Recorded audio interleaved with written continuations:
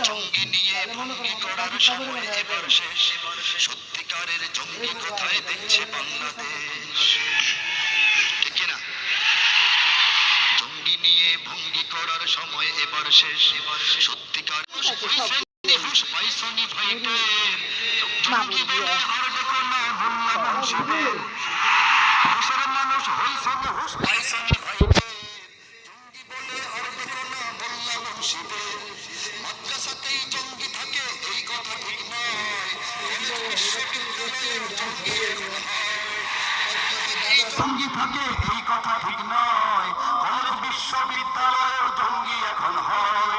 জঙ্গি জুজুর ভয় দেখিয়ে ভিনদেশিরা খেলে, জঙ্গি জুজুর ভয় দেখিয়ে ভিনদেশিরা খেলে। একদিকে নয় সব দিকে তাই চোখটা রেখো মেলে।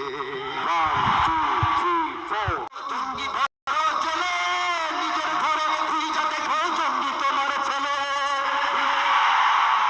ভুল ঠিকানায় জঙ্গি খুঁজে আঘাতে হবে পরে, সত্যিকারের জঙ্গি দিয়ে দেশটা যাবে ভরে।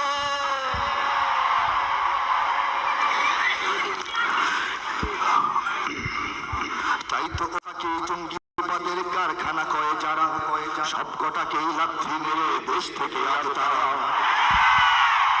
বলতো যারা মাদ্রাসাতে অস্ত্র থাকে জমা, যাতে হবে ক্ষমা। চাইতো ওরা জঙ্গি নামে মাদ্রাসা হোক শেষ, নাস্তিকতার আস্তানা হোক সোনার বাংলাদেশ। ভাবতো ওরা দিন ইমানের দুর্গ ভেঙে যাক, হয় না যেন সত্যের আন্দোলনের ডাক।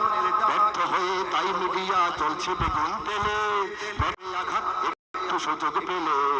1 2 3 4 জঙ্গি মারো জঙ্গি ধরো জঙ্গি ভরো জেলে, নিজের ঘরে খুঁজা দেখো জঙ্গি তোমার ছেলে নিয়েছে। এখন ওরা গাঁও গ্রামের মাদ্রাসাতে ঢোকে, জঙ্গিবাদের গন্ধ শুকে অবুঝ শিশুর মুখে। মাদ্রাসায় ঢুকে আর জঙ্গিবাদ আছে কিনা চেষ্টা করে জোর করে বের করার। মিডিয়া এই দায়িত্ব নিয়েছে, ঠিক কিনা বলেন আপনি? রাষ্ট্র থেকে ধরে এখন আবার সনদ নিয়েও খুলছে ওদের পড়ে।